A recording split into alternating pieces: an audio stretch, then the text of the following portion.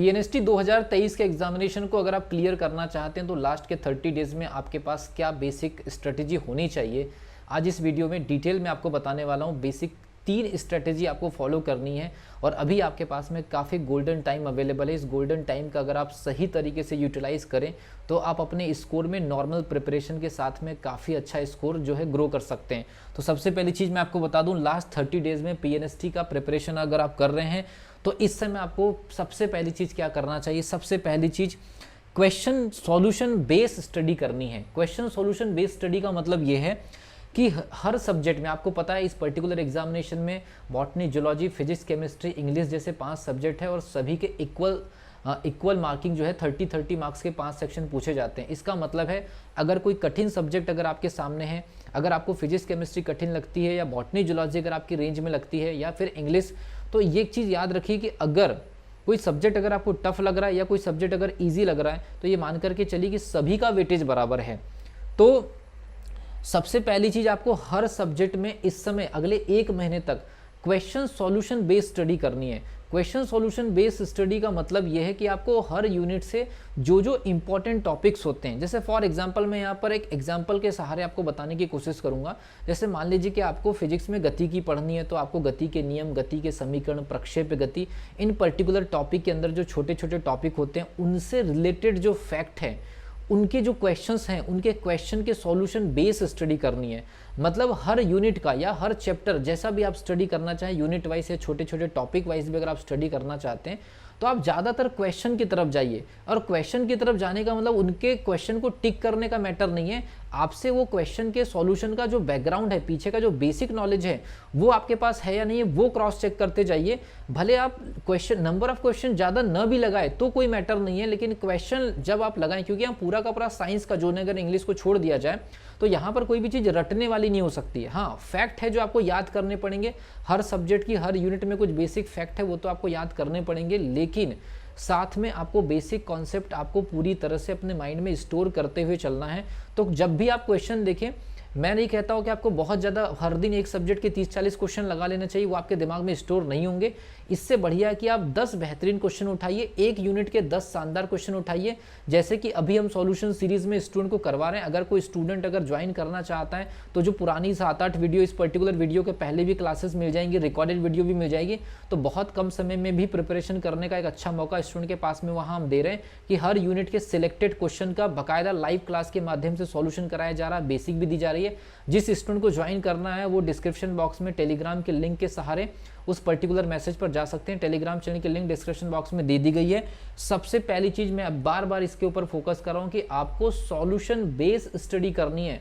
Number of question वो भी unit wise मैंने लिखा है, क्वेश्चन सॉल्यूशन वो भी यूनिट वाइज। बार बार मैं इस चीज पर इसलिए इंपैक्ट डाल रहा हूं कि आप अगर किसी सब्जेक्ट में 20 यूनिट है और एक एक यूनिट के 15-15 क्वेश्चन भी सॉल्व करते हुए आगे अगर बढ़ जाते, 300-350 क्वेश्चन के आसपास अगर बहुत अच्छे तरीके से आप, लेकिन बात यही है कि आपको सॉल्व करना पड़ेगा बेसिक कॉन्सेप्ट के साथ, केवल ABCD टिक करने से नहीं होगा। तो आप लिमिटेड क्वेश्चन लगाइए, लेकिन क्वेश्चन थोड़े से चैलेंजेस वाले होने चाहिए, जिसमें आपको थोड़ा सा मेहनत करना पड़े, थोड़ा सा आपके दिमाग पर थोड़ा सा प्रेशर पड़े और ताकि आपको कोई कॉन्सेप्ट रिकॉल करने की जरूरत पड़े। ऐसे 20 क्वेश्चन उठाइए यूनिट के, और ऐसे 20 यूनिट के 300-350 क्वेश्चन अगर आप कवर करते हैं तो एग्जामिनेशन में आपको काफी वेटेज मिलेगा। दूसरे लेवल पर आपको क्या काम करना है, अगर आप कोचिंग कर रहे हैं कहीं से ऑफलाइन ऑनलाइन, तो अपने नोट्स को रिवीजन देना, रिवाइज करना स्टार्ट करिए, वो भी यूनिट वाइज। ये सारी चीजें यूनिट वाइज करनी है और पूरे टाइम टेबल के अकॉर्डिंग चलना चाहिए। एटलीस्ट 25 मई से लेकर 25 मई 30 मई तक भी अगर आप ये काम करते हैं तो कोई इसमें प्रॉब्लम नहीं है। नोट्स जो भी आपने बनाया है उसको पूरी तरह से रिवाइज करिए और कंप्लीट डाइजेस्ट करिए, नोट्स को कंप्लीट तरीके से हाईलाइट करके मेन जो पॉइंट है उन पॉइंट के मीनिंग को पूरी तरह से दिमाग में उतार लीजिए, उसको याद कर लीजिए या उन पॉइंट्स के मीनिंग को समझ लीजिए। 1 दिन के लिए या 2 दिन के लिए एक यूनिट को ही टारगेट करिए। अभी आपके पास में 1 महीने का समय है, अगर आप 2 दिन के अंदर एक पर्टिकुलर यूनिट को भी अगर आप टारगेट करते हैं तो आराम से आप 12-13 बेहतरीन यूनिट को हर सब्जेक्ट में टारगेट कर सकते हैं। और 2 दिन के अंदर अगर आप बनाए हुए नोट्स को रिवाइज करते हैं तो आपके पास काफ़ी अच्छा समय भी मिल जाता है। बुक समरी, बहुत सारे स्टूडेंट ऐसे जिन्होंने न तो ऑनलाइन कोचिंग किया है न ही ऑफलाइन कोचिंग किया है, वो खाली यूट्यूब की वीडियोस के सहारे अपनी प्रिपरेशन कर रहे हैं, या फिर तीसरे लेवल पर हम ये कह सकते हैं कि वो सेल्फ स्टडी कर रहे हैं, या फिर पहले प्रिपरेशन कर चुके हैं, या फिर कई ऐसे भी स्टूडेंट होंगे जो इस समय कॉलेज के एग्जामिनेशन में फंसे हुए होंगे। तो उन स्टूडेंट से रिक्वेस्ट है,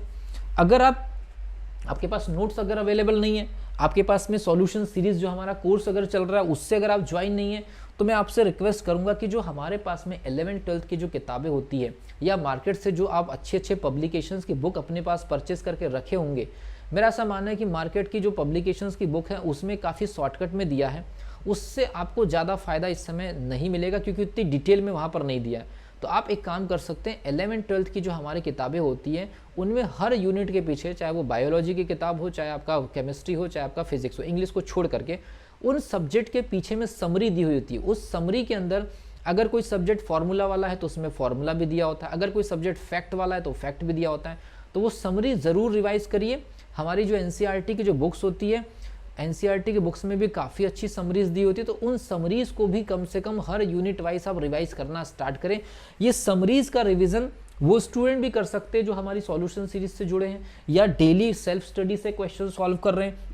या मान लीजिए ऑनलाइन ऑफलाइन कोचिंग से जुड़े हुए जो स्टूडेंट है वो नोट्स रिवाइज कर रहे हैं। समरी जो है, जो पीछे सारांश दिया होता है, उन पर्टिकुलर समरीज को या सारांश को जो स्टूडेंट है रिवाइज करना स्टार्ट करिए। तो 3 लेवल पर आपको अपनी पीएनएसटी की प्रिपरेशन को लेकर के जाना है, और इसका टारगेट रखना है 25 मई से लेकर के 30 मई तक के, और मैक्सिमम यूनिट इस पर्टिकुलर तरीके से आपकी कवर हो जानी चाहिए। मेरा ऐसा मानना है अगर आप ये चीज़ करते हैं कंटिन्यूसली 1 महीने, तो एग्जामिनेशन हॉल में आज की प्रिपरेशन अगर आपका लेवल 70 के आसपास टच हो रहा है, तो मेरा ऐसा मानना है अगर आप ऐसा करते तो आप 75 तक जा सकते हैं। आपको 5 नंबर का या 10 नंबर का एक्स्ट्रा बेनिफिट देखने को मिलेगा आपके स्कोर में। और एक और चीज़ मैं आपको बता दूं, सॉल्यूशन सीरीज़ हमारी एक ऐसी सॉल्यूशन सीरीज़ चल रही है, जो स्टूडेंट इसको ज्वाइन कर रहे हैं उनको डायरेक्टली यूनिट वाइज क्वेश्चन मिल रहे हैं। अगर आपकी प्रिपरेशन अभी भी नहीं हुई तो अपनी प्रिपरेशन चेक करने के लिए शानदार लाइव क्वेश्चन, मतलब लाइव क्लास के सहारे आपको क्वेश्चन दिए जा रहे हैं, सॉल्व कराए जा रहे हैं ऑब्जेक्टिव लेवल पर, और सॉल्यूशन के पीछे का पूरा कारण बताया जा रहा है, ताकि आप नोट्स भी बना लीजिए, रिवीजन भी कर लीजिए। सबसे कम समय में प्रिपरेशन करने का इतना शानदार तरीका शायद ही आपके पास कहीं अवेलेबल हो। अगर आपके पास अवेलेबल है तो अपनी सेल्फ स्टडी पर फोकस करिए। मिलता हूँ अगली वीडियो में, तब तक के लिए wish you all the best.